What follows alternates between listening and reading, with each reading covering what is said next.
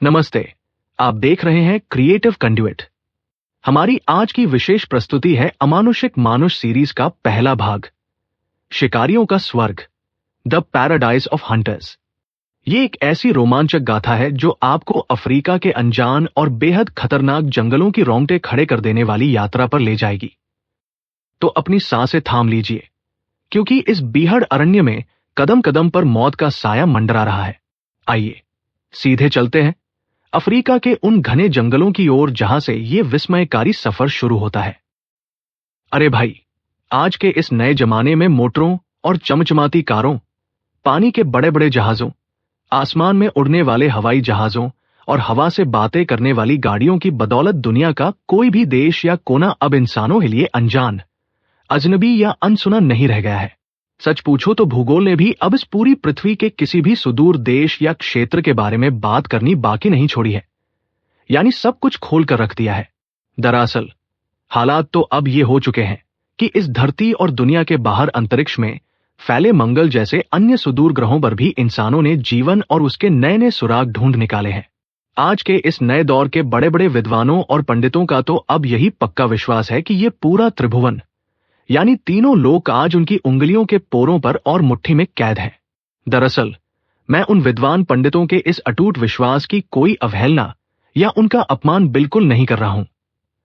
लेकिन अरे भाई, इन सब के बावजूद मैं आज भी इस बात पर पूरा यकीन करता हूं कि उन पंडितों के इस ज्ञान राज्य और समझ की सीमाओं के बाहर अब भी इस दुनिया में ऐसे तमाम अछूते, अनजान और अनजाने देश मौजूद हैं जिनके बारे में भूगोल की किसी भी किताब में एक पंक्ति भी नहीं लिखी गई है।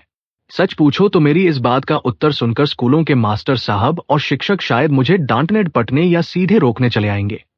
लेकिन अरे भाई, उससे पहले यदि वे सब लोग दया करके मेरे इस बेहद विस्मयकारी और आश्चर्यजनक इतिहास और वृत्तांत को एक बार सुन लें तो मैं उनका अत्यंत आभारी और अनुग्रहित रहूंगा।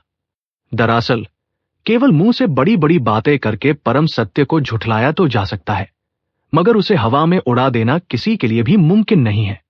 बहुत से लोग अक्सर बंगाली समाज और कौम को कुनो यानी घर में दुबका रहने वाला दकियानुसी कहकर पुकारते हैं, लेकिन मेरे अपने विचार और मंतव्य के अनुसार कोई भी बंगाली अपनी खुद की साध या मर्जी से कभी घर घुसरा नहीं बना है, बल्कि यदि वह ऐसा हुआ भी है तो केवल लाचारी और मजबूरी के वश में होकर ही हुआ है।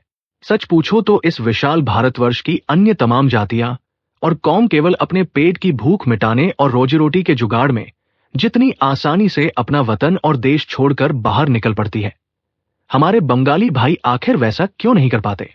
दरअसल इसका एकमात्र कारण यह है कि बंगाली समाज के भीतर आत्मसम्मान का बोध और ज्ञान कुछ ज्यादा ही गहरा होता है। उड़ीसा के लोग विदेशों में जाकर पालकी ढोने का मजूर काम करने या किसी के घर के बाग बगीचे का माली और बैरा बनने में रत्ती भर भी संकोच या दुविधा महसूस नहीं करते हैं। मारवाड़ी समाज के लोग कोलकाता जैसे बड़े शहरों में आकर अपने सिर पर घी का मटका, खाने पीने की चीजें या कपड़ों की भारी गठरी लाद कर गली गली और रास्तों पर फेरी लगाने में कभी शर्म से पानी पानी नहीं होते। यहां तक कि भारत की और भी कई बड़ी जातियों के लोग फिजी द्वीप, सुदूर अफ्रीका या दक्षिण अमेरिका के देशों में जाकर बिना किसी हिचकिचाहट के कुलियों जैसा छोटा काम करने को तैयार हो जाते हैं।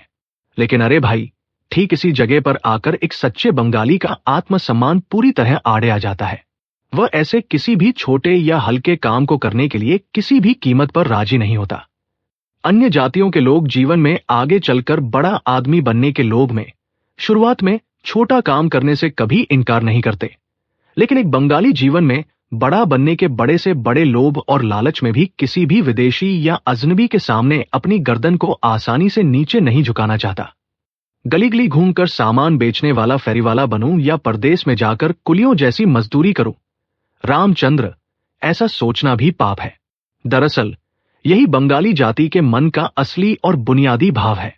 अपने इसी मान सम्मान और इज्जत को बचाने की खातिर एक बंगाली समाज का व्यक्ति पूरी दुनिया का कुनो यानी घर घुसरा होने का अपवाद और ताना भी हंसते हंसते सहने को तैयार रहता है।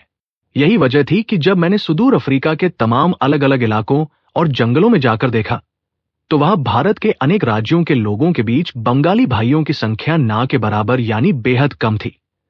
और सच पूछो तो ये देखकर मुझे कोई बहुत ज्यादा अचंभा या विस्मय भी नहीं हुआ। भारत देश से जो भी लोग वहां सुदूर अफ्रीका पहुंचे थे उनमें से अधिकांश लोग कोई बहुत संभ्रांत या भद्रलोक वाला काम नहीं कर रहे थे। ऐसे में भला कोई भी स्वाभिमानी बंगाली उनके उस दल और समूह में शामिल होना क्यों ही पसंद करता। अब अरे भाई, आप सब लोग मुझसे भी ये यक्ष प्रश्न बिल्कुल सीधे सीधे पूछ सकते हैं कि जब मैं खुद भी एक बंगाली हूं, तो फिर भला मैं अपना घर बार छोड़कर उस सुदूर अफ्रीका के बेहड़ों में क्यों गया था। लेकिन सच पूछो तो मेरा ये जवाब सुनने के बाद आप सब लोग गहरे अचंभे और भारी हैरत में पड़ जाएंगे। दरअसल इसका एकमात्र कारण यह है कि मैं वहां अफ्रीका के जंगलों में कोई नौकरी ढूंढने, कुलियों जैसी मजदूरी करने या किसी छोटी मोटी दुकानदारी का बिजनेस चलाने के इरादे से कदम रखने कतई नहीं गया था, बल्कि मैं तो वहां केवल और केवल भयंकर और खूंखार जंगली जानवरों का शिकार करने गया था। अरे भाई, सच पूछो तो मुझे शिकार करने का एक बहुत ही भयंकर, गहरा और जबरदस्त शौक चढ़ बैठा है। और किस्मत की बात देखो कि आज के इस नए दौर में मेरे पास इस शौक को पूरा करने के लिए प्रचुर मात्रा में प्रयुक्त होने वाला धन दौलत और पैसा भी मौजूद है, और साथ ही साथ जीवन में पर्याप्त फुर्सत और भरपूर अवकाश भी मिला हुआ है। दरअसल यही वजह है कि मैं अपने इस अनोखे और साहसिक चाव को बेहद अच्छी तरह से और मन मर्जी के मुताबिक पूरा कर रहा हूं, यानी अपने इस दिल की साध को पूरी तरह मिटा रहा हूं। हमारे इस विशाल भारतवर्ष के घने और बीहड़ वनों तथा जंगलों में जितने भी प्रकार के हिंसक, डरावने और विचित्र पशु पाए जाते हैं, सच पूछो तो मैंने आज तक उनमें से किसी भी एक जानवर के नमूने को अपने संग्रह में शामिल करने से बाकी नहीं रखा है, यानी हर एक का शिकार कर चुका हूं। लेकिन अरे भाई, इस बार मेरे दिल में एक बिल्कुल नया और अनूठा अरमान जागा है। मैं ये साक्षात अपनी आंखों से देखना और परखना चाहता हूं कि क्या अफ्रीका के जंगलों में रहने वाले विशालकाय दरियाई घोड़े यानी हिप्पोपोटेमस, भीमकाय गोरिल्ला और गर्जने वाले भयानक बब्बर शेर भी मेरी इस अचूक बंदूक की मारक क्षमता के सामने आत्मसमर्पण करके खुद को धन्य महसूस करना चाहते हैं या नहीं। दरअसल बस इसी परम सत्य और रोमांचक अनुभव को अपनी आंखों से साक्षात जानने की तीव्र इच्छा और भारी कौतूहल के कारण ही आज इस सुदूर अफ्रीका की पावन और अनजान धरती पर मेरा ये शुभ आगमन हुआ है, यानी मैंने यहां कदम रखा है। सच पूछो तो हमारा अपना बंगाल देश भी अपने भीतर छुपे हुए डरावने और विशालकाय रॉयल बंगाल टाइगर यानी बाघों, मदमस्त हाथियों, विषैले नाग गोखरो सांपों और अन्य तमाम किस्म के बेहद हिंसक और खूंखार जंगली जानवरों के लिए पूरी दुनिया में कुछ कम मशहूर नहीं है। अरे भाई, इस पूरी पृथ्वी पर जितने भी बड़े बड़े और नामी शिकारी मौजूद हैं, उन सब की नजर में तो हमारा ये खूबसूरत सुंदरवन साक्षात स्वर्ग के समान माना जाता है। दरअसल उस रहस्यमय सुंदरवन के घने और बीहड़ जंगलों के भीतर मैंने भी अपने जीवन के बहुत सारे रोमांचक दिन बेहद मजे से और अत्यंत जीवंतता के साथ बिताए हैं। वहां फैले हुए वे अनगिनत और अथाह दलदल, असंख्य कलकल बहती हुई नदियां और नाले, चारों तरफ फैली सघन हरी भरी वनस्पतियों से आच्छादित स्निग्ध और सुंदर वनभूमि, वो एकदम सुनसान और वीरान बालू का द्वीप, उस एकांत वातावरण की असीम मधुरता और वहां की सोंधी सोंधी भीनी मिट्टी की मनमोहक सुगंध को मैं अपने इस जीवन में चाहकर भी कभी भूल नहीं पाऊंगा। दरअसल वहां के जंगलों का नजारा तो ऐसा विस्मयकारी होता है कि नदी के ठंडे पानी में तैरने वाले बड़े बड़े मगरमच्छ जब पेड़ की ऊंची शाखाओं पर लिपटे हुए भीमकाय अजगरों को साक्षात अपनी आंखों के सामने देखते हैं, तो वे गुस्से और लाचारी में बेतहाशा अपनी भारी पूंछ को पानी पर पटकने लगते हैं। और ठीक उसी समय सरकंडों और नलखगाड़ों के घने जंगलों के बीच से निकलकर पीले और काले रंग की चमकीली धारियों वाले हमारे रॉयल बंगाल टाइगर साक्षात आसमान से गिरने वाली कड़कड़ाती बिजली की तरह बेहद तेज गति से यहां वहां दौड़ते हुए भागते हैं। वहां के दलदली रास्तों और गीली मिट्टी के भीतर से निकलने वाली जहरीली गैसें, भाप और चारों तरफ छाई हुई घनी धुंध जब सुंदरी के ऊंचे ऊंचे पेड़ों के शिखरों और फुनगियों को पार करके पूरे आसमान को अपने आगोश में ले लेती है, तो वह दृश्य सचमुच रोंगटे खड़े कर देने वाला होता है। अरे भाई, सच पूछो तो यदि कोई शिकारी अपने जीवन में एक बार भी इस सुंदरवन के भीतर आकर शिकार का असली रोमांच नहीं ले पाया, तो वह पूरी दुनिया में यही समझता है कि उसका ये शिकारी जीवन एकदम व्यर्थ और पूरी तरह से बेकार चला गया। लेकिन इन सबके बावजूद अरे भाई, उस सुदूर अफ्रीका का ये विशाल और अंतहीन अरण्य भी हम जैसे शौकीन शिकारियों के लिए धरती पर एक और बहुत बड़ा और अद्भुत स्वर्ग माना जाता है। सच पूछो तो हमारे बंगाल का वो सुंदरवन इस अफ्रीका के घने और अंतहीन जंगलों के सामने आकार में बेहद छोटा और अत्यंत सूक्ष्म प्रतीत होता है। दरअसल यहाँ के पशुओं के राजा यानी बब्बर शेर, विशालकाय हाथी, भारी भरकम गेंडे बड़े बड़े हिप्पो, लंबी गर्दन वाले जिराफ, धारियों वाले जेब्रा, तेज दौड़ने वाले चीते, लेपर्ड, पैंथर, खूंखार गोरिल्ला, इंसानों जैसे दिखने वाले बबून, चिंपांजी, मैंड्रिल, जंगली सुअर यानी वराह, नू, मरुस्थल के ऊंट, बड़े बड़े शुतुरमुर्ग, ओकापी, विशाल जंगली भैंसे और पानी में तैरने वाले नाना प्रकार के हिरण, बंदर तथा मगरमच्छों की भरमार है। सच पूछो तो यदि इस सुदूर अफ्रीका को एक बहुत बड़ा और साक्षात प्राकृतिक पशुशाला यानी खुला हुआ विशाल चिड़ियाघर कह दिया जाए तो इसमें रत्ती भर भी कोई अतिशयोक्ति नहीं होगी, क्योंकि इतने सारे अलग अलग प्रजातियों के जंगली जीव इस पूरी पृथ्वी पर भला और कहां एक साथ देखने को मिल सकते हैं। दरअसल इस अफ्रीका महाद्वीप के भीतर रहने वाले जिन 3 विशिष्ट और अद्भुत जीवों के साथ आमना सामना करने और उनके स्वभाव को गहराई से जानने की मेरे मन में सबसे ज्यादा साध, कौतूहल और भारी चाव है, वे मुख्य रूप से गोरिल्ला, बब्बर शेर और विशालकाय दरियाई घोड़े यानी हिप्पोपोटेमस ही है। आज के इस 2026 के नए वैज्ञानिक दौर में जैसे जैसे इंसानी सभ्यता का विकास हुआ है, वैसे वैसे ये सुदूर अफ्रीका का अत्यंत घना, दुर्गम और डरावना अरण्य भी अब इंसानों के आवागमन के लिए बेहद सुगम और आसान बन चुका है।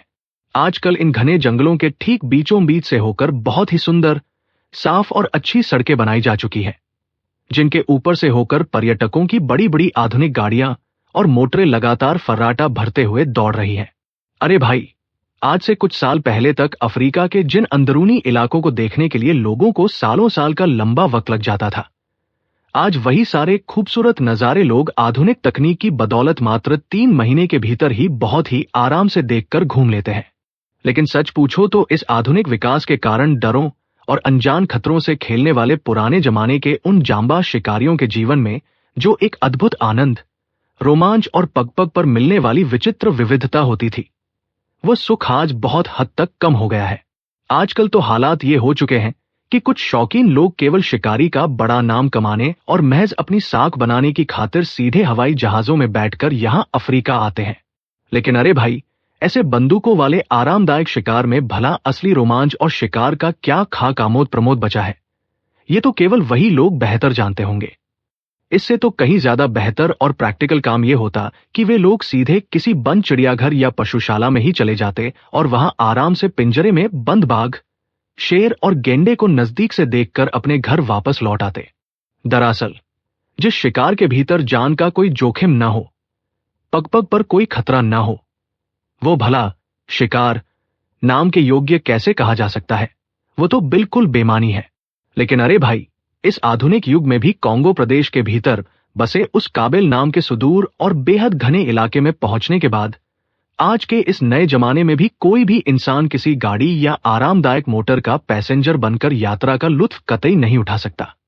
दरअसल उस बीहड़ जगह पर पहुंचने के बाद मैंने भी अपनी सुख सुविधाओं को पूरी तरह से त्याग दिया और वहां के स्थानीय काफरी कुलियों के मजबूत सिर पर अपने शिकार का भारी भरकम साजो सामान और पेटी घटों का बोझ लदवाया और खुद अपने पैरों से पैदल चलकर इस घने जंगल के भीतर कदम बढ़ाया।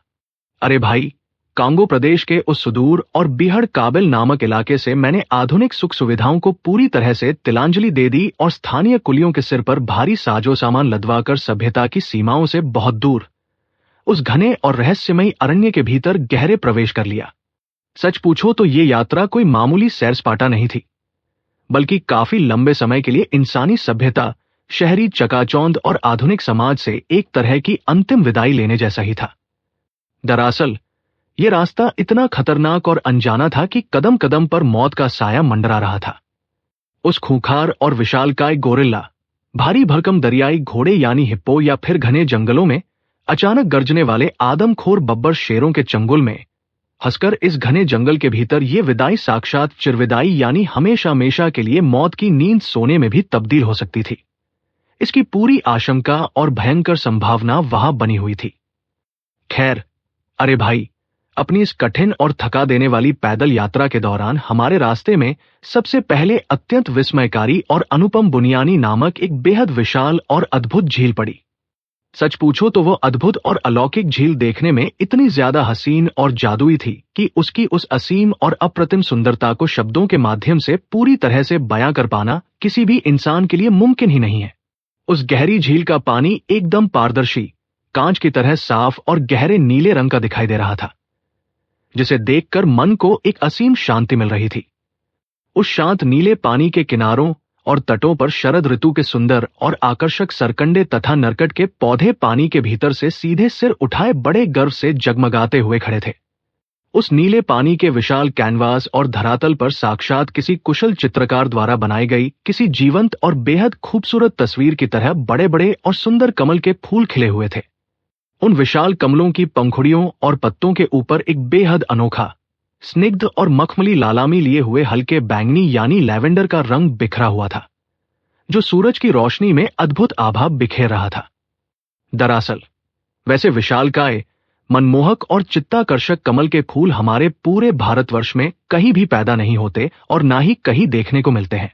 आकार के मामले में तो वे इतने विशाल और भीमकाय थे कि उनके प्रत्येक पुष्प की डंडी और नाल की लंबाई ही कम से कम 10 फीट के आसपास रही होगी, और वे इतनी ज्यादा मजबूत थी कि देखने में नारियल की मोटी और कड़क रस्सी की तरह बेहद सख्त और पुख्ता प्रतीत हो रही थी।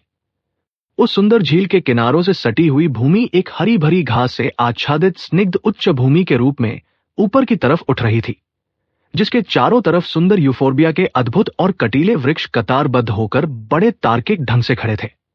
दरअसल हमारे अपने प्यारे बंगाल देश का वो प्रसिद्ध सुंदरवन भी अपने घने जंगलों और प्रकृति की भव्यता के लिए जाना जाता है। ये परम सत्य है। लेकिन अरे भाई, इस अफ्रीका के अरण्य जैसी विचित्रता, विविधता और अजूबा हमारे उस सुंदरवन में भी कहीं देखने को नहीं मिलता। यहां इन अंतहीन बीहड़ वनों के साथ साथ आसमान को छूते हुए ऊंचे ऊंचे पहाड़, गहरी और दुर्गम घाटियां, कलकल बहते पहाड़ी झरने और इस प्रकार की विस्मयकारी झीलें भी एक साथ मौजूद हैं, जो हमारे सुंदरवन के समतल और दलदली परिदृश्य में पूरी तरह से अनुपस्थित है। सच पूछो तो इस अफ्रीकी अरण्य में आगे बढ़ते हुए हमारे पैरों के सामने पग-पग पर बिल्कुल नए नए विहंगम दृश्य उभर रहे थे, और हर मोड़ पर एक नया विस्मय और भारी अचंभा हमारा रास्ता रोककर खड़ा हो जाता था। दिनोंदिन लगातार उस घने और डरावने जंगल के भीतर लगातार आगे की तरफ बढ़ते रहने के बावजूद नए नए दृश्यों और अनोखी चीजों के लगातार सामने आने के कारण हमारे मन के भीतर रत्ती भर भी कोई थकान, ऊब या मानसिक स्ट्रेस महसूस नहीं हो रहा था, बल्कि कौतूहल और उत्साह लगातार बढ़ता ही जा रहा था। लेकिन अरे भाई, इस असीम प्राकृतिक सुंदरता और मनमोहक वातावरण के पीछे एक बहुत बड़ा और भयानक सच भी छुपा हुआ था। उस पूरे रमणीय और जादुई माहौल के भीतर मानो किसी होने वाले अकल्पनीय और भयावह खतरे की एक काली और डरावनी परछाई लगातार चुपके से हमारा पीछा कर रही थी।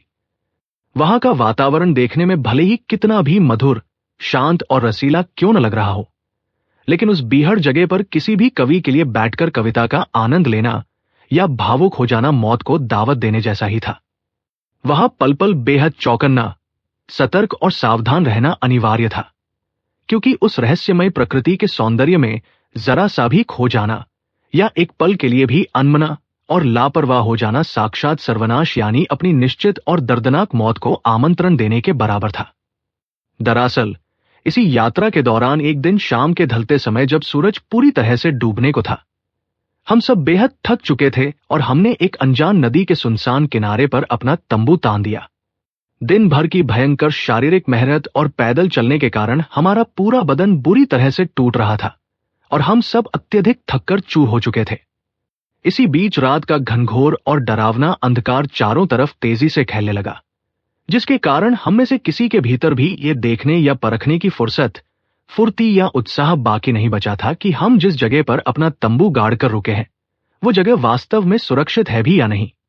लेकिन सच पूछो तो हमारी बस इसी एक छोटी सी लापरवाही और असावधानी के कारण उस रात जो रोंगटे खड़े कर देने वाली भयंकर दुर्घटना और भयंकर अघटन घटा, उसके बारे में आज 2026 के इस नए जमाने में भी जब मैं बैठकर ठंडे दिमाग से सोचता हूं तो डर के मारे मेरी पूरी रीढ़ की हड्डी में एक ठंडी सिहरन दौड़ जाती है और मेरा पूरा बदन थरथर कांपने लगता है।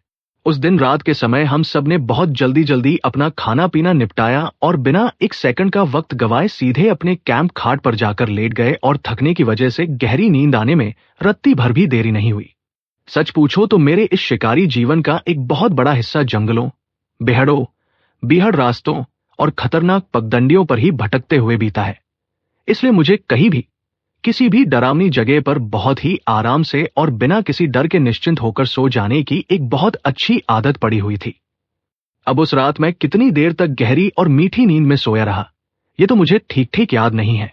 लेकिन अरे भाई, मुझे बस इतना अच्छी तरह से याद है कि नींद के आगोश में डूबे डूबे मैं कोई बहुत ही सुंदर, सुखद और सुहाना सपना देख रहा था कि तभी अचानक बाहर से आने वाले एक बहुत ही भयंकर और अजीबोगरीब शोर के कारण मेरी आंखें झटके से खुल गई और मेरा वो प्यारा सपना टूट गया।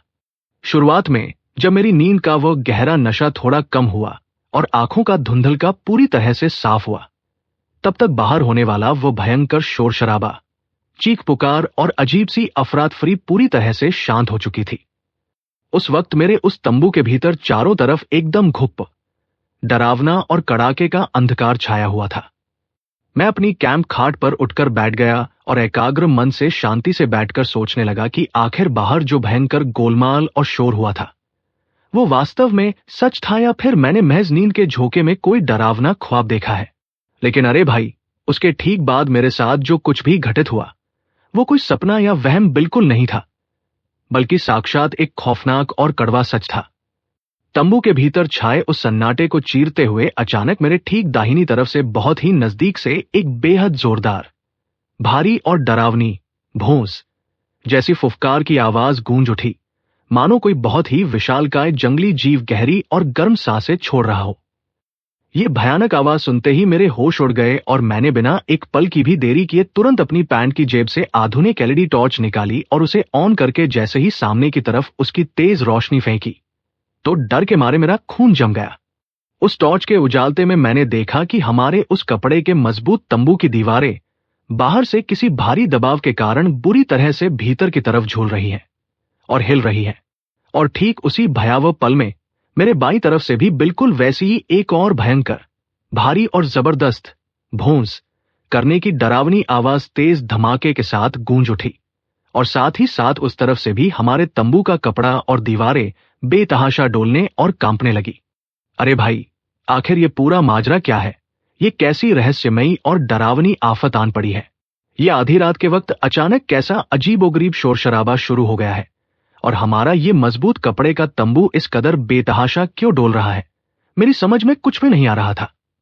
मैं एकदम हतप्रभ, भौंचक्का और अवाक होकर खाट पर बैठे बैठे गहरी चिंता में डूबा हुआ सोच ही रहा था कि तभी अचानक एक बहुत बड़ा अघटन घट गया।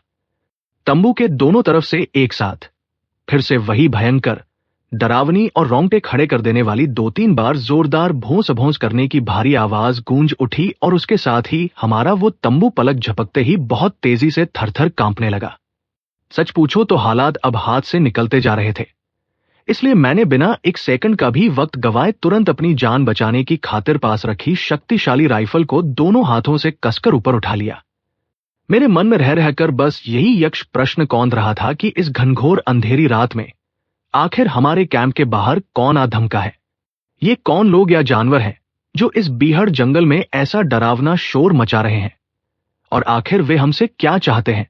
उनकी क्या मंशा है?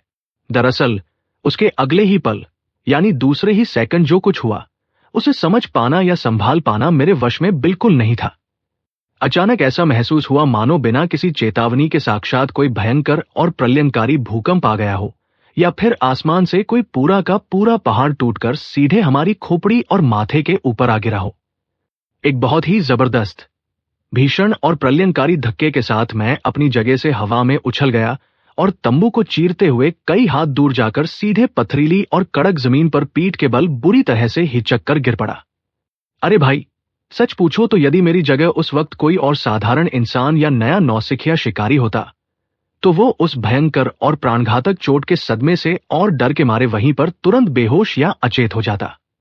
लेकिन दरअसल मेरा तो पूरा जीवन ही इन खतरनाक जंगलों, बिहड़ों और पगडंडियों के बीच खतरों से खेलते हुए बीता है और बहुत पहले से ही तमाम तरह की बड़ी बड़ी विपत्तियों और जानलेवा संकटों के साथ मेरी अच्छी जान पहचान रही है। मैंने अपने इस शिकारी जीवन में न जाने कितनी ही बार साक्षात काल और साक्षात मृत्यु को अपने बिल्कुल नजदीक से खड़े देखा है।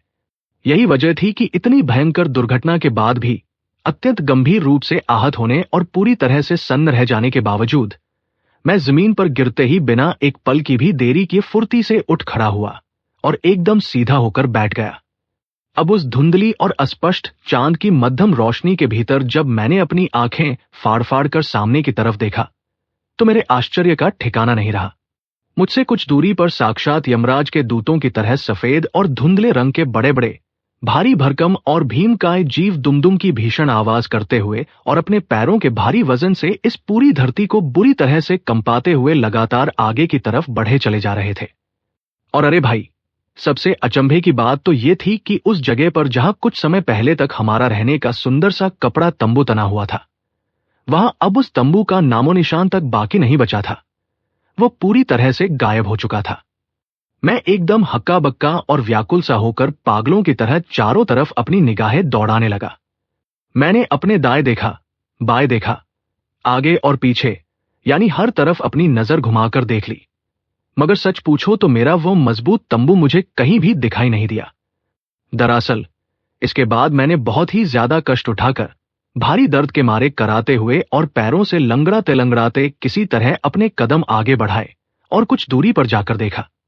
वहां जमीन पर हमारे कैंप खाट के कुछ टूटे हुए हिस्से, फटी हुई चादरें, टूटी लकड़ी के टुकड़े और कुछ फटे पुराने चिथड़े तथा कपड़े बिखरे पड़े थे। उन मलबों को ध्यान से देखने और उनका प्रैक्टिकल मुआयना करने के बाद मुझे ये पूरी तरह से साफ समझ में आ गया कि ये सब और कुछ नहीं बल्कि मेरी उस मजबूत कैंप खाट का ही आखिरी ध्वंसावशेष और उसका अंतिम मलबा है, जो उन भारी जीवों के पैरों तले कुचलकर पूरी तरह नष्ट हो चुका था। लेकिन अरे भाई, अब असली चिंता तो मेरे उन साथियों की थी। मेरी इस साहसिक यात्रा में मेरे साथ पूरे 30 लोगों की एक बड़ी टीम शामिल थी, जिसमें स्थानीय अफ्रीकी कुली, नौकर चाकर और मददगार शामिल थे।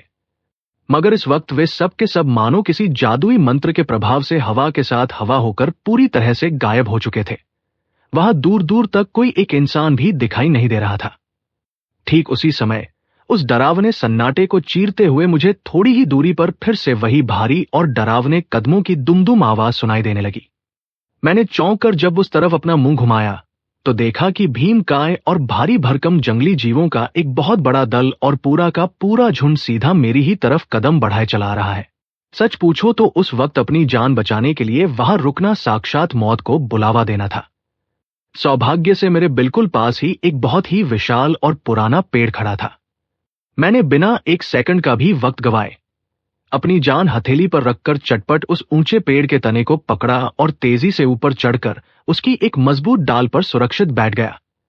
पेड़ की ऊंची शाखा पर बैठकर जब मैंने नीचे की तरफ देखा तो मुझे साफ दिखाई दिया कि वे भीमकाय जीव और कुछ नहीं बल्कि अफ्रीका के सबसे खतरनाक और खूंखार दरियाई घोड़ों यानी हिप्पोपोटेमस का एक बहुत बड़ा दल था। वे सब अपनी चिरपरिचित गदहलाशाही चाल में यानी बेहद धीमी और मदमस्त गति से चलते चलते ठीक उसी जगह पर आकर अचानक रुक गए जहां थोड़ी देर पहले तक हमारा तंबू लगा हुआ था। वहां पहुंचकर उन सब ने एक एक करके मेरे उस टूटे हुए कैंप खाट के ध्वंसावशेषों और बिखरे हुए कपड़ों को अपनी बड़ी बड़ी नाकों से सूंघना शुरू किया और बार बार हवा में भोंस भोंस की भारी आवाजें निकालकर उनका बारीकी से निरीक्षण करने लगे। उसके बाद वे सब अपनी संदिग्ध नजरों से यहां वहां देखने लगे और फिर धीरे धीरे आगे बढ़ते हुए पास ही बहने वाली उस अनजान नदी के ठंडे पानी की तरफ चले गए। अरे भाई, जब वे सब चले गए तब जाकर ये पूरा माजरा और ये पूरी मिस्ट्री मेरे सामने साक्षात परम सत्य की तरह पूरी तरह से साफ और उजागर हुई। दरअसल इन जंगली और खूंखार पशुओं के लिए जंगलों के भीतर पानी पीने या जलपान करने जाने का एक बिल्कुल निश्चित, तय और पुराना रास्ता होता है, जिसे वे अपनी पीढ़ियों से लगातार रोजाना इस्तेमाल करते आ रहे हैं। सच पूछो तो ये रास्ता भी उन दरियाई घोड़ों का नदी में उतरकर जलपान करने जाने का अपना खुद का निजी और पुश्तैनी रास्ता था। और हम सब ने उस शाम घनघोर अंधेरे के कारण और जल्दीबाजी की भारी लापरवाही में बिना सोचे समझे सीधे हिप्पोपोटेमस के इसी निजी रास्ते के ठीक ऊपर ही अपना आशियाना यानी अपना तंबू गाड़ दिया था। अरे भाई, सच पूछो तो अफ्रीकी जंगलों के इन भीमकाय दरियाई घोड़ों यानी हिप्पोपोटेमस के शरीर में ताकत, मांस की ताकत और उनका गवारू अड़ियलपन तो कूट कूट कर भरा होता है, मगर उनके भीतर बुद्धि, अक्ल और दिमागी होशियारी नाम मात्र की भी नहीं होती। यानी वे बुद्धि के मामले में एकदम पैदल और कोरे होते हैं। अब उस रात का ही पूरा माजरा देख लो। दरअसल हुआ ये था कि हमसे पहले उस पुश्तैनी रास्ते से होकर दो भारी भरकम हिप्पो नदी के पानी की तरफ जलपान करने के इरादे से आगे बढ़ रहे थे, मगर अचानक रास्ते के ठीक बीचों बीच हमारे उस नए और अजीब से कपड़े के तंबू को गड़ा हुआ देखकर वे दोनों गहरे विस्मय और भारी अचरज में पड़कर वहीं ठिठक गए। उन्हें अचानक वहां खड़ा देखकर मेरे दल के सभी स्थानीय अफ्रीकी कुली और नौकर चाकर अपनी जान बचाने के लिए डर के मारे चारों तरफ बेतहाशा भाग खड़े हुए।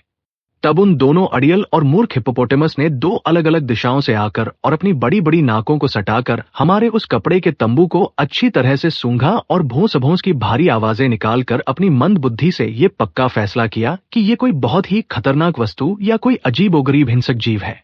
उनके दिमाग में ये बात बिल्कुल बैठ गई कि कल तक तो यहाँ रास्ते में ऐसा कुछ भी नहीं था, तो फिर भला आज ये अचानक कहां से आसमान से टपक पड़ा है और पूरी नदी का रास्ता रोककर बीच में क्यों खड़ा है। आता रे भाई, उन दोनों गवार पशुओं ने अपनी बुद्धि के अनुसार यही तय किया कि चलो अब मिलकर इसके ऊपर जोरदार हमला कर देते हैं और इसे एक ही बार में कुचलकर इसके परखच्चे उड़ा देते हैं। लेकिन सच पूछो तो जैसे ही उन दोनों भीमकाय जीवों ने मिलकर हमारे तंबू पर अपना भारी पैर पटका और उस पर कड़ाके का प्रहार किया, वैसे ही वो पूरा का पूरा कपड़ा तंबू भर भरा कर सीधे उनके बड़े बड़े शरीरों के ऊपर आ गिरा और उनके मुंह, माथे और पूरे बदन में बुरी तरह से लिपट गया। अब कपड़े के उस अचानक हुए इस घेराव को देखकर वे दोनों हिप्पो अपनी सारी बहादुरी, वीरता और अड़ियलपन को एक ही पल में भूल गए। वे डरावने और नादपेटा हदाराम जीव डर के मारे इस कदर पानी पानी हो गए कि उस फटे हुए तंबू को अपने कंधों और पीठ पर लादे हुए ही पागलों की तरह अंधे होकर सामने की तरफ भागे और जान बचाकर वहां से रफू चक्कर हो गए। दरअसल इन अफ्रीकी वनों और बीहड़ जंगलों के भीतर कोने कोने में इस तरह के अकल्पनीय, अचरज भरे और भयानक खतरे हमेशा हर वक्त इंसान का रास्ता रोके खड़े रहते हैं, जिसके बारे में पहले से कोई भी अंदाजा लगा पाना नामुमकिन है। और सच पूछो तो इसके बारे में और ज्यादा कुछ अलग से कहना बिल्कुल बेकार है। यहां इन खतरनाक रास्तों पर चलते हुए यदि कोई इंसान महज एक बार भी थोड़ा सा लापरवाह, अनमना या असावधान हो गया तो समझो उसे अपने इस पूरे जीवन में दोबारा कभी संभलने, सावधान होने या अपनी जान बचाने का दूसरा मौका कतई नहीं मिलेगा, यानी मौत बिल्कुल निश्चित है। अरे भाई, इस सुदूर अफ्रीका महाद्वीप के जंगलों के भीतर पॉल ग्रेज नाम के एक बहुत ही जांबाज और मशहूर जर्मन सैनिक थे, जो एक बार यहां के बेहड़ों में खतरनाक अफ्रीकी जंगली भैंसों यानी कैप बफेलो का शिकार करने के इरादे से निकले थे। उस शिकार के दौरान वे किस कदर भयंकर, रोंगटे खड़े कर देने वाले और प्राणघातक संकट में फंस गए थे। यदि मैं इस बैठक और अड्डे में उसकी सच्ची कहानी और वृत्तांत आपको न सुनाऊं, तो आज का हमारा ये आमोद प्रमोद बिल्कुल अधूरा और अप्रासंगिक ही रह जाएगा। जंगली भैंसों के शिकार की बात सुनकर आज के इस नए जमाने का कोई भी इंसान या नौसिखिया शिकारी अपने मुंह पर कोई हिकारत या उपेक्षा की हंसी बिल्कुल ना हंसे, क्योंकि दरअसल ये जंगली अफ्रीकी भैंसा कोई सीधा साधा या आसान जीव नहीं होता, बल्कि दुनिया के बड़े बड़े और अनुभवी शिकारियों के मंतव्य के अनुसार तो ये खूंखार जानवर जंगल के राजा बब्बर, शेर और चीते की तुलना में भी कहीं ज्यादा भयंकर, घातक, क्रूर और अत्यंत जानलेवा साबित होता है। इस रोंगटे खड़े कर देने वाली साक्षात परम सत्य घटना का पूरा विवरण खुद मेजर डब्ल्यू रॉबर्ट फोरा ने अपनी शिकार जगत की सुप्रसिद्ध और लोकप्रिय किताब किल और बी किल्ड में पूरे विस्तार के साथ प्रकाशित किया है। आइए इस विस्मयकारी और दुर्लभ सत्य कहानी को हम सब सीधे खुद उन जर्मन सैनिक यानी ग्रेज साहब के मुंह से ही सुनते हैं, क्योंकि शिकार का ऐसा खतरनाक और अद्भुत रोमांचकारी किस्सा इस पूरी दुनिया में दोबारा सुनने को मिलना बेहद मुश्किल है। ग्रेज साहब अपनी आपबीती सुनाते हुए कहते हैं कि उन दिनों मैं रोडेशिया देश के भीतर बहने वाली उस प्रसिद्ध बांगुएलो नाम की विशाल झील के शांत पानी में एक आधुनिक स्टीमर बोट पर सवार होकर आगे की तरफ यात्रा कर रहा था। साहसिक शिकार की इस मुहिम में मेरे साथ फ्रांस के एक बहुत ही मंझे हुए और नामी फोटोग्राफर और आलोक शिल्पी ऑक्टेव फियरेस शामिल थे, और उनके साथ ही हमारे भोजन का प्रबंध करने वाला एक स्थानीय काफरी रसोइया जेम्स तथा 4 अन्य कर्मठ और वफादार देसी नौकर चाकर भी मुस्तैदी से तैनात थे। सच पूछो तो उस दिन सुबह के सुहाने समय जब हमारा स्टीमर किनारे से लगा, तो हम सब अपनी भूख मिटाने की खातिर सूखी जमीन और डांडे पर नीचे उतर आए और बहुत ही आराम से बैठकर अपना सुबह का नाश्ता और प्रातराश कर रहे थे। लेकिन तभी अचानक जैसे ही मैंने अनमने भाव से अपना मुंह ऊपर की तरफ उठाया और सामने देखा, तो गहरे विस्मय, अचरज और भारी हैरत के मारे मेरी आंखें फटी की फटी रह गई और मेरे होश उड़ गए। दरअसल हमसे मात्र कुल 30 हाथ की बेहद कम और नजदीकी दूरी पर 3 बहुत ही विशालकाय, भयानक और खूंखार जंगली अफ्रीकी भैंसे एकदम स्थिर और शांत मुद्रा में खड़े होकर साक्षात यमराज की तरह हमें ही घूर रहे थे। वे सब कोई साधारण जानवर नहीं थे, बल्कि उनके बदन का वह भीमकाय और भारी भरकम आकार इतना डरावना था कि मैंने अपने पूरे शिकारी जीवन में वैसा विशाल और भयानक भैंसा साक्षात कभी नहीं देखा था। और अरे भाई, सबसे ज्यादा रोंगटे खड़े कर देने वाली बात तो ये थी कि वे तीनों भीमकाय जीव किसी काली छाया या परछाई की तरह बिल्कुल चुपचाप, बिना कोई आहट किए कब और किस समय वहां आकर हमारे इतने नजदीक खड़े हो गए। हम में से किसी भी इंसान को उसकी रत्ती भर भी भनक या कानों कान खबर तक नहीं हो पाई थी। हालात अब साक्षात मौत के सामने खड़े होने जैसे थे, इसलिए 2-1 पल के संक्षिप्त समय के लिए हम सब के सब एकदम निशब्द, सुन्न और पूरी तरह से खामोश होकर अपनी जगह पर जम गए। वो डरावनी और कड़क नीरवता मानो साक्षात मृत्यु के आने का ही कोई अग्रदूत संदेश थी। ऐसा महसूस हो रहा था मानो इस पूरी पृथ्वी और हमारे जीवन की सांसें एकदम थम गई हों और हवा का बहना भी पूरी तरह से रुक गया हो। मगर अरे भाई, उसके अगले ही पल मैंने अपनी शिकारी फुर्ती दिखाई और बिना 1 सेकंड की भी देरी किए तुरंत जमीन पर रखी अपनी शक्तिशाली मसर राइफल को दोनों हाथों से ऊपर उठा लिया। और मुझे ऐसा करते हुए देखकर मेरे बगल में बैठे फोटोग्राफर फियरे साहब ने भी पलक झपकते ही अपनी बंदूक तान ली।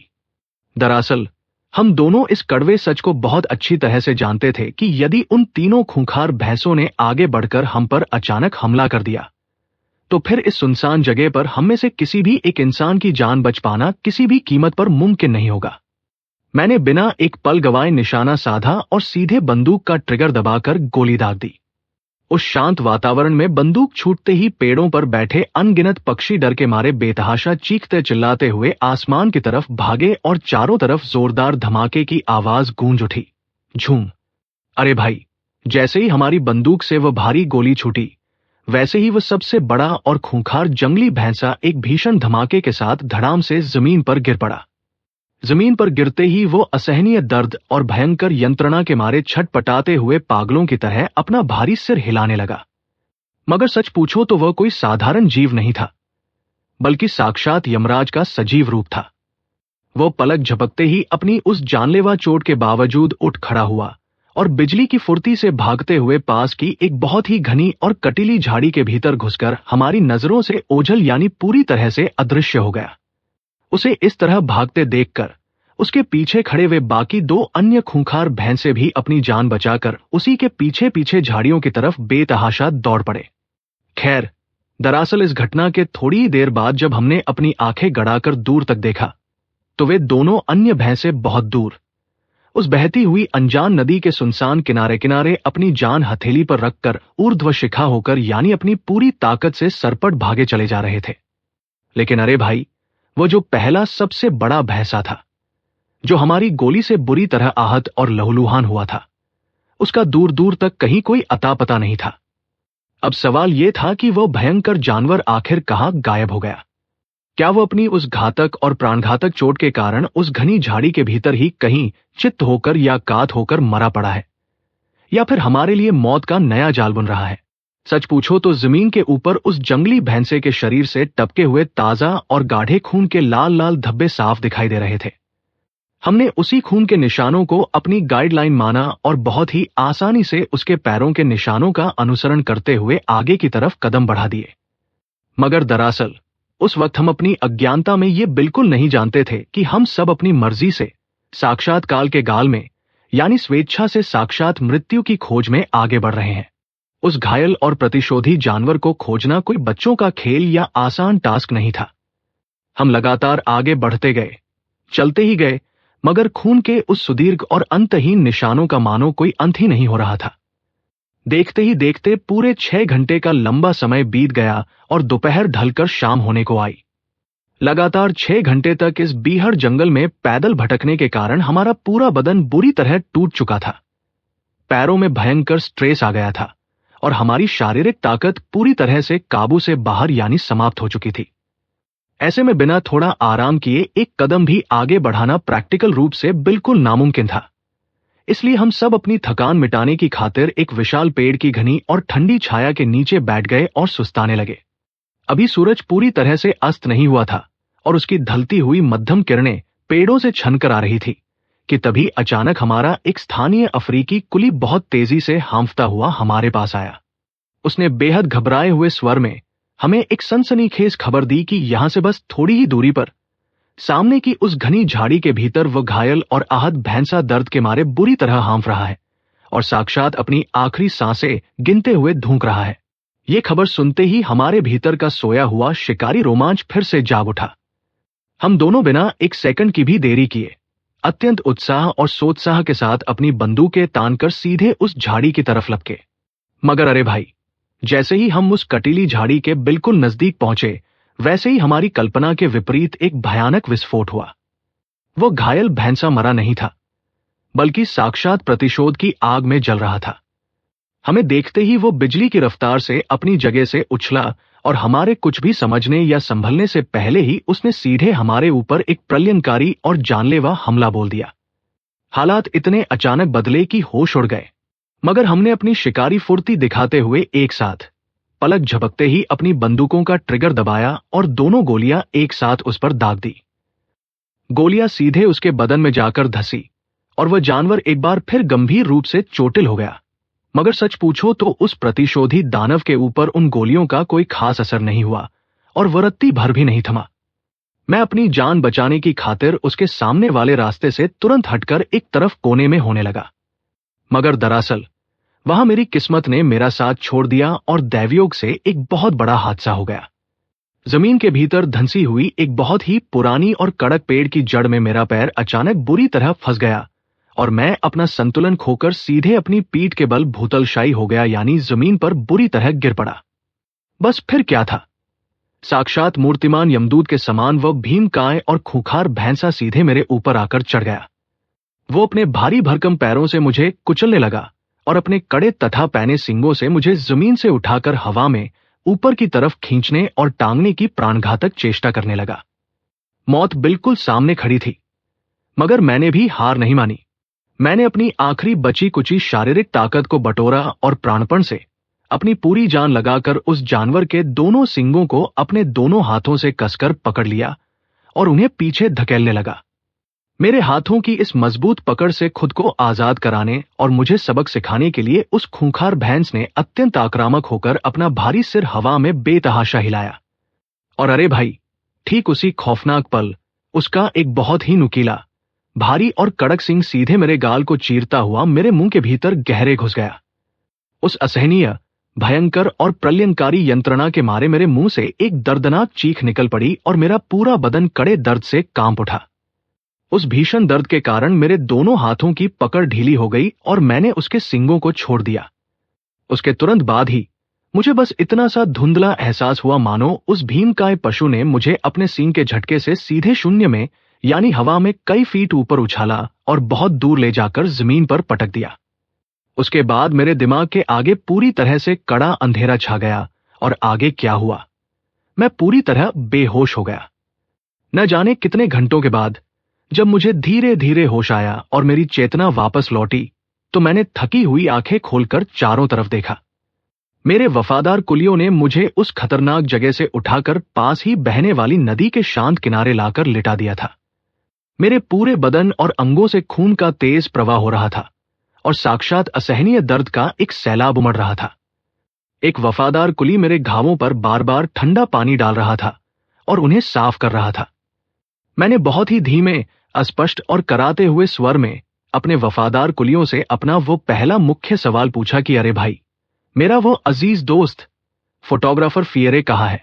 मेरी बात सुनकर उन कुलियों के चेहरे का रंग उड़ गया और उन्होंने रोते हुए अत्यंत दुखी मन से जवाब दिया कि साहब, वे लोग उन्हें किसी तरह धराधरी करके यानी उठाकर यहां ला रहे हैं, मगर वे अब इस दुनिया में नहीं बचेंगे, यानी उनकी मौत बिल्कुल निश्चित है।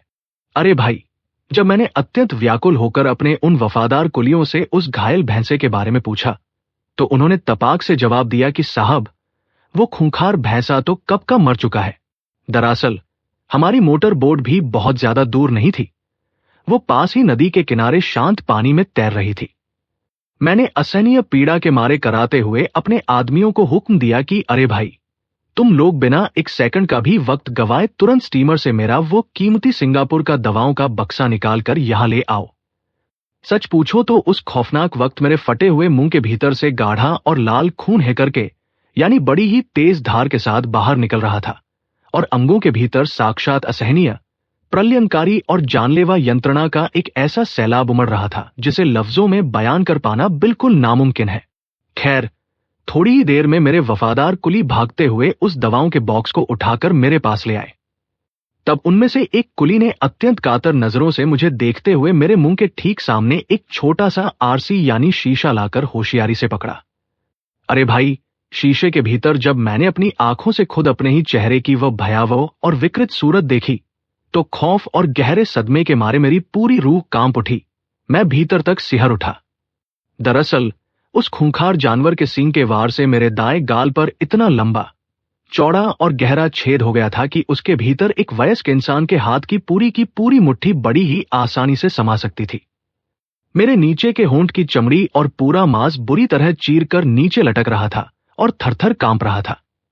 इतना ही नहीं, कान और होंठ के बिल्कुल नजदीक से मेरा नीचे का पूरा जबड़ा दो अलग अलग जगहों से पूरी तरह क्रैक हो चुका था, यानी टूटकर बिखर गया था। उस टूटे हुए मांस के लोथड़ों के बीच से जबड़े की एक लंबी और नुकीली सफेद हड्डी साफ बाहर की तरफ निकली हुई लटक रही थी, जिसके ऊपर महज 3 दांत किसी तरह टिके हुए थे। मेरे मुंह के भीतर की पूरी जीभ भी उस कड़े प्रहार के कारण कटकर टुकड़े टुकड़े हो चुकी थी। हालात इस कदर प्रैक्टिकल रूप से बदतर हो चुके थे कि मैं जब जब अपने मुंह का खून साफ करने के लिए जमीन पर थूकता था, तब तब उस थूक के साथ हड्डी के छोटे छोटे महीन कण और टूटे हुए दांतों के टुकड़े छनछन कर बाहर गिर रहे थे। अब इस घने और बीहड़ जंगल में कोई दूसरा डॉक्टर या सर्जन तो मौजूद नहीं था, इसलिए मैंने साक्षात मौत के साए में खड़े होकर एक अत्यंत साहसिक और अकल्पनीय फैसला लिया। मैंने उस मरणासन्न और गंभीर अवस्था में भी गजब का हौसला दिखाया और खुद अपने ही हाथों में सर्जिकल सुई और धागा उठा लिया। मैं अपने ही हाथों से अपने उस फटे हुए गाल और जबड़े के लटकते मांस को एक एक टांका मारकर सिलने लगा। आज 2026 के इस आधुनिक और एडवांस मेडिकल युग में भी जब मैं अतीत की उस खौफनाक घटना को याद करता हूं, तो मेरी समझ में ये बात बिल्कुल नहीं आती कि आखिर उस असहनीय नरक जैसी पीड़ा के ऊपर भी मैंने ऐसा असाधारण और लगभग नामुमकिन टास्क कैसे पूरा कर लिया था। सच पूछो तो उस प्रलयंकारी और कड़े दर्द को इंसानी भाषा में लिख पाना या बोलकर समझा पाना बिल्कुल असंभव है। किसी तरह अपने गालों पर टांके लगाने और एक काम चलाओ पट्टी बांधने के बाद मैं अत्यंत कष्ट उठाकर लड़खड़ाते कदमों से अपने उस अजीज फ्रांसीसी दोस्त और फोटोग्राफर फिएरे के पास पहुंचा। मगर हाय रे फूटी किस्मत, वहां का विजुअल तो और भी ज्यादा भयावह और दिल को दहला देने वाला था। उस प्रतिशोधी भैंसे ने फिएरे के पूरे शरीर को 3 अलग अलग जगहों से अपने सींगों के प्रहार से पूरी तरह छिन्न भिन्न और लहूलुहान कर दिया था। उसके बाएं तरफ के सीने की सभी मांसपेशियां और मांस के लोथड़े बुरी तरह फटकर बाहर लटक रहे थे और घाव से भयंकर खून बह रहा था। मैंने अपने उस मरते हुए दोस्त की जान बचाने की खातिर अपनी पूरी ताकत झोंक दी, अपनी तरफ से यथासाध्य हर मुमकिन कोशिश और प्रैक्टिकल इलाज कर डाला। मगर अफसोस कि मेरे वे सारे प्रयास बिल्कुल निष्फल रहे और वह जांबाज फोटोग्राफर इस दुनिया को हमेशा के लिए अलविदा कहकर मौत की गहरी नींद सो गया। इस भयंकर हादसे के पूरे 4-5 दिनों के लंबे और कष्टदायक इंतजार के बाद हमारे आदमियों ने बहुत दूर शहर से एक योग्य सरकारी डॉक्टर को बुलाकर वहां हाजिर किया। उसके बाद जंगल के उसी कैंप में मेरी दोबारा मेजर सर्जरी और भारी अस्त्र चिकित्सा शुरू हुई, जो मेरे लिए एक नए और भयानक नरक के दरवाजे खुलने जैसी थी। न जाने कितने दिनों तक मैं उस घने जंगल में साक्षात मौत से लड़ता रहा। बहुत दिनों तक भारी स्ट्रेस और कष्ट भोगने के बाद आखिरकार मैं इस जानलेवा संकट से उबरकर जीवित तो बच गया भाई, मगर उस भयंकर दुर्घटना के कारण मेरा ये चेहरा हमेशा हमेशा के लिए अत्यंत विकृत, डरावना और भीषण दर्शन हो गया। खैर, अरे भाई, ये तो रही मेरी अपनी खुद की रोंगटे खड़े कर देने वाली सत्य कहानी। मगर जैसा कि मैंने इस अड्डे की शुरुआत में ही जिक्र किया था कि उस शिकार जगत के सुप्रसिद्ध लेखक मेजर डब्ल्यू रॉबर्ट फोरान साहब ने अफ्रीकी जंगली भैंसों के अद्भुत पराक्रम और उनके खूंखार स्वभाव के बारे में कई अन्य चित्तोत्तेजक और रोमांचक वृत्तांत लिखे हैं। तो चलिए लगे हाथ उनकी किताब का एक और साक्षात सत्य किस्सा मैं आपको सुनाता हूं। क्योंकि ऐसा दुर्लभ रोमांच दोबारा सुनने को नहीं मिलेगा। यह घटना भी अफ्रीका के उसी घने और बेहद खतरनाक जंगलों के बीच घटित हुई थी। फोरान साहब लिखते हैं कि एक दिन सुबह के वक्त मैं अपने वफादार काफरी नौकर हमिसी के साथ घने जंगल के भीतर से होते हुए एक संकरे रास्ते से आगे बढ़ रहा था। हम दोनों बिल्कुल चुपचाप अपने कदम बढ़ा रहे थे कि तभी अचानक हमसे थोड़ी ही दूरी पर जंगल के सन्नाटे को चीरते हुए किसी अत्यंत उत्तेजित और गुस्से से भरे खूंखार बब्बर शेर और एक भीमकाय जंगली भैंस के आपस में गर्जने, दहाड़ने और चीखने चिल्लाने की एक बहुत ही भीषण और डरावनी आवाज हमारे कानों में पड़ी। उस भयंकर शोर के साथ ही हमें लगातार जमीन पर किसी के भारी वजन से धपाधप कूदने और झाड़ियों के बीच जोरदार लक्ष्य कंपन होने की खौफनाक आवाज भी साफ साफ सुनाई देने लगी। मैं पल भर में समझ गया कि पर्दे के पीछे यानी उस घनी झाड़ी के भीतर इस वक्त जंगल के दो सबसे खतरनाक और महाबली योद्धाओं के बीच जीवन और मृत्यु का कोई बहुत ही खूनी और भीषण खेल चल रहा है, जिसका सजीव विजुअल अपनी आंखों से देखने का मौका किसी भी इंसान को अपने पूरे जीवन में केवल एक ही बार नसीब होता है। मैंने बिना एक सेकंड की भी देरी किए तुरंत अपनी बंदूक संभाली और दबे पाव यानी एकदम चुपचाप पाटे पेटे पे आगे की तरफ बढ़ना शुरू कर दिया, और मेरा वो वफादार नौकर हमेसी भी डर के मारे थरथर कांपते हुए बिल्कुल परछाई की तरह मेरे पीछे पीछे सटकर चलने लगा। हम दोनों बहुत ही सावधानी से उन कटीली झाड़ियों को पार करके अचानक एक बहुत बड़े, खुले और साफ सुथरे मैदान के मुहाने पर आकर खड़े हो गए। और अरे भाई, वहां सामने मैदान के बीचों बीच जो रोंगटे खड़े कर देने वाला प्रलयंकारी दृश्य हमारी आंखों के ठीक सामने उजागर हुआ, उसे देखकर तो सचमुच हमारे पैरों तले की जमीन ही खिसक गई। अरे भाई, जैसे ही हम उस झाड़ी को पार करके उस खुले मैदान के मुहाने पर पहुंचे, वहां का नजारा देखकर सचमुच मेरे होश उड़ गए और वो विस्मयकारी दृश्य मेरी आंखों के सामने इस कदर छा गया कि मैं पल भर के लिए अपना खुद का अस्तित्व भी पूरी तरह भूल गया। यहां तक कि खतरे के उस मोड़ पर मेरे हाथों में रखी बंदूक की बात भी मुझे रत्ती भर याद नहीं रही।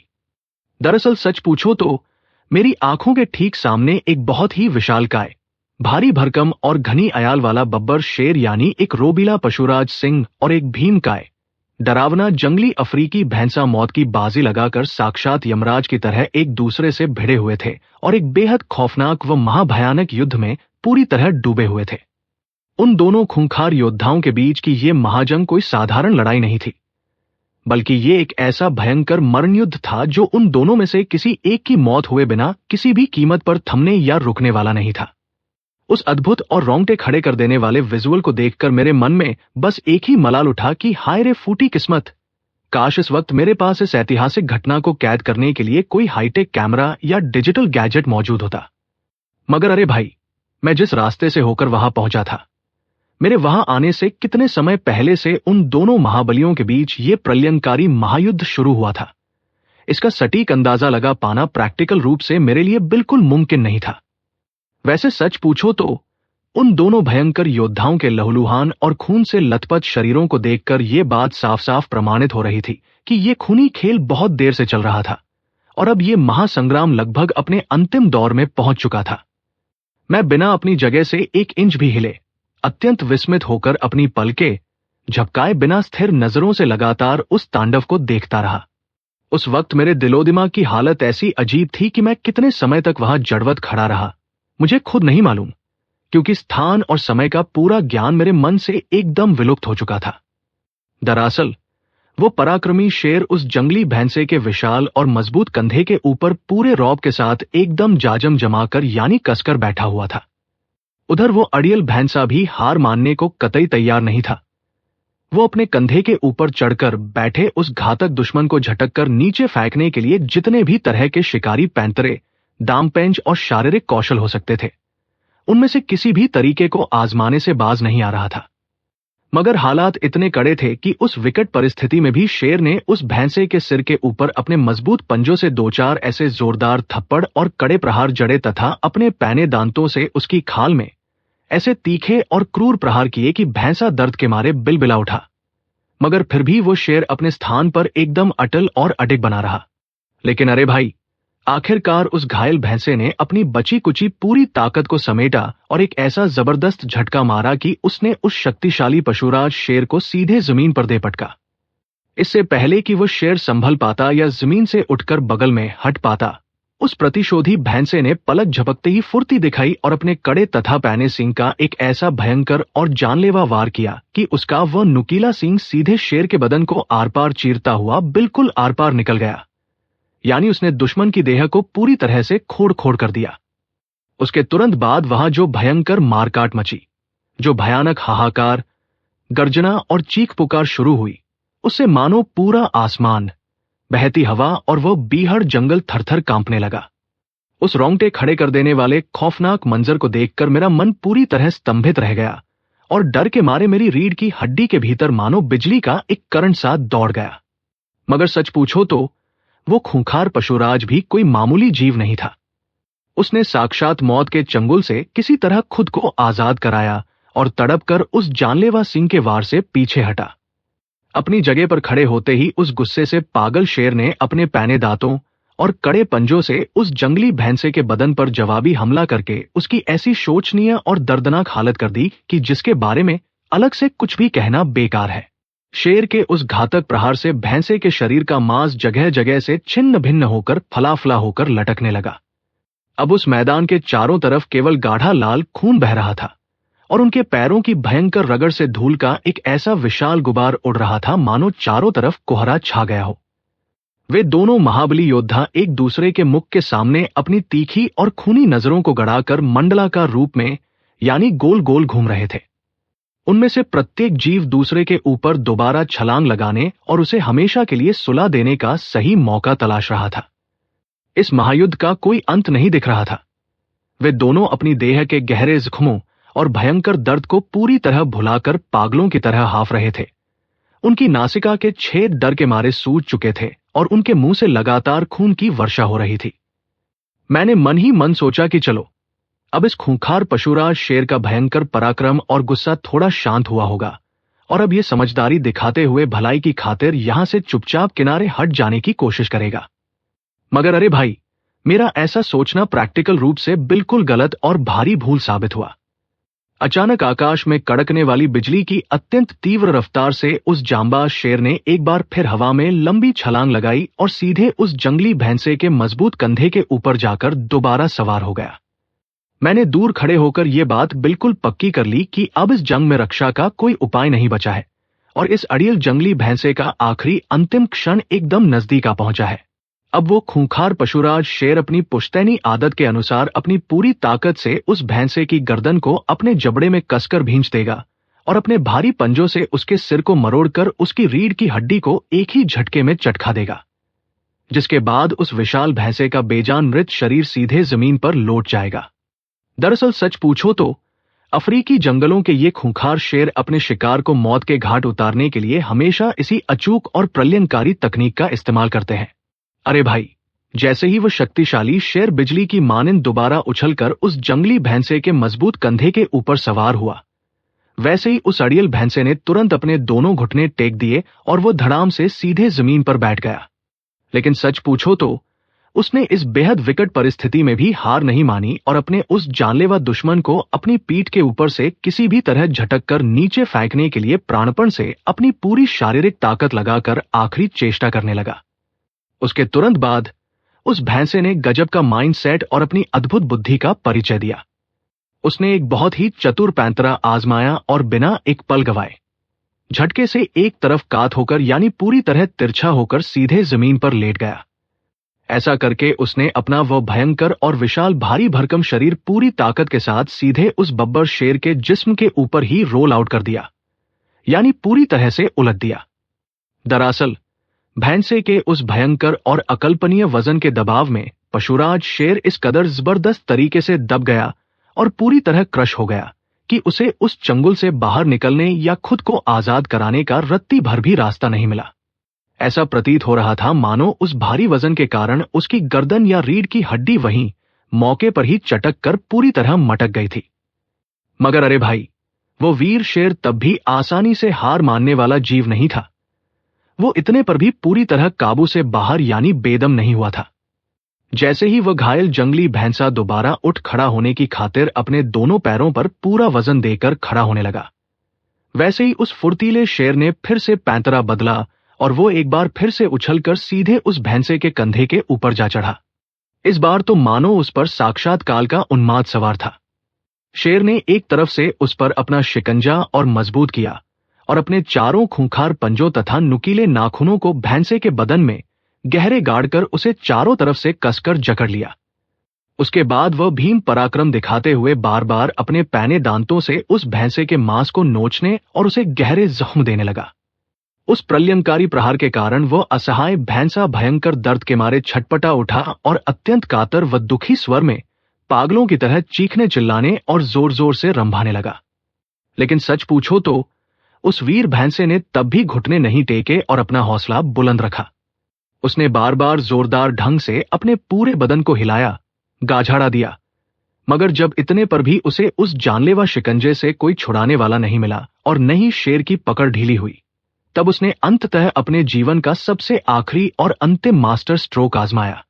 अचानक अपने भीतर की बची कुची संपूर्ण जीवन ऊर्जा और शक्ति को एक जगह इकट्ठा करके वो अड़ियल भैंसा हवा में पूरी तरह उल्टा घूम गया और साक्षात चित्त होकर, यानी अपनी पीठ के बल सीधे जमीन के ऊपर पूरे वेग से धड़ाम से गिर पड़ा। और अरे भाई, उस पल उसके उस सुदीर्घ, विपुल और भयंकर भारी भरकम वजनी जिस्म के नीचे दबकर वो पराक्रमी पशुराज शेर पूरी तरह से ढक गया, मानो वह जमीन के भीतर एकदम अदृश्य हो गया। उस वक्त मैदान की मिट्टी और जमीन का वह पूरा हिस्सा गाढ़े लाल खून से एकदम लथपथ हो चुका था और चारों तरफ का माहौल ऐसा डरावना दिख रहा था मानो वहां कोई प्रलयंकारी तूफान या भीषण चक्रवात बहकर गुजरा हो।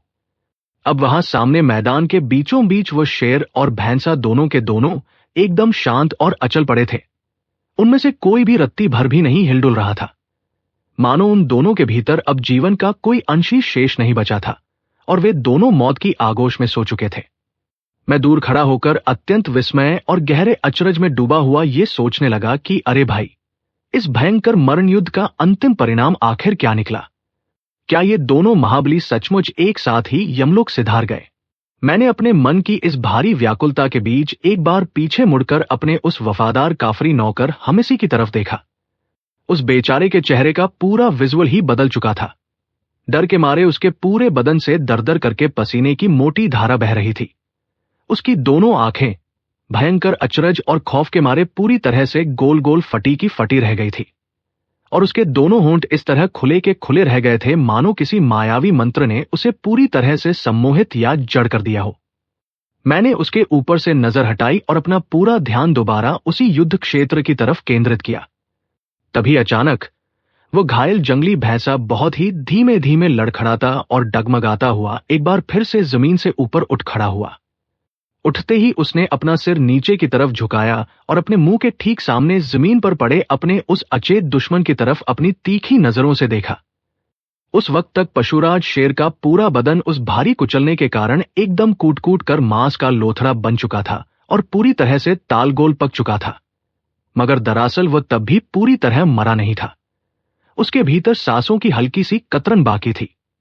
उस अड़ियल भैंसे ने जैसे ही दुश्मन को जिंदा भांपा, उसने तुरंत गुस्से में अपने भारी सींगों को जोर जोर से हिलाया और उस मरणासन्न शेर के जिस्म पर 2-3 बार ऐसे कड़े और प्रलयंकारी सींग के हूल मारे कि उस आखिरी प्रहार के साथ ही उस महान पशुराज के प्राण पखेरु हमेशा के लिए उड़ गए और उसकी जीवन लीला वही समाप्त हो गई। अब वह पूरा युद्ध क्षेत्र एकदम स्तब्ध, सन्नाटे से भरा और पूरी तरह मौन हो चुका था। दूर दूर तक किसी पेड़ पौधे पर एक मामूली पक्षी भी चहकने या आवाज करने की हिम्मत नहीं जुटा पा रहा था। उस गहरे सन्नाटे के बीच केवल मेरे अपने खुद के दिल की जोर जोर से धड़कने वाली धक धक की तीव्र आवाज ही मुझे साफ साफ सुनाई दे रही थी। उधर वो विजयी वीर भैंसा भी अब भयंकर रूप से हाफ रहा था और लंबी लंबी सांसें खींच रहा था। उसका पूरा शरीर बुरी तरह लड़खड़ा रहा था और थरथर कांप रहा था। और अरे भाई, ठीक उसी ऐतिहासिक पल उस महान और अदम्य विजयी योद्धा ने भी मौत को सहर्ष गले लगा लिया। उसका वो विशाल और लहूलुहान शरीर अपनी पूरी ताकत खोकर अपने उस पराजित शत्रु के मृत शरीर के ठीक ऊपर ही भारी धमाके के साथ हमेशा के लिए ढह गया और वो वहीं ढेर हो गया। सच पूछो तो उस खौफनाक दृश्य को देखने के बाद हमारे भीतर अब इतनी रत्ती भर भी शारीरिक या मानसिक ताकत नहीं बची थी कि हम आगे बढ़कर उन दोनों जानवरों के पास जाए या आपस में कोई बातचीत भी करें। हम दोनों के दिलो दिमाग पर उस महाजंग का ऐसा गहरा स्ट्रेस और गहरा प्रभाव था कि हम उस एकांत और निर्जन जंगल के बीच उन दोनों महान विजेताओं और विजितों के मृत शरीरों को वैसे ही अकेला छोड़कर दबे पांव अत्यंत शांत कदमों से चुपचाप अपने रास्ते वापस लौट आए। क्योंकि भाई, भले ही वे दोनों जंगली पशु थे, मगर सम्मुख युद्ध में वीरगति को प्राप्त हुए उन मृत शरीरों को छूना या उनके साथ कोई छेड़छाड़ करना व्यावहारिक और नैतिक रूप से साक्षात अधर्म ही था। समाप्त। अगर आपको यह कहानी पसंद आई है तो वीडियो को लाइक करें और अपनों के साथ शेयर जरूर करें। ऐसी ही और दिलचस्प कहानियों के लिए चैनल को सब्सक्राइब करना न भूलें। धन्यवाद।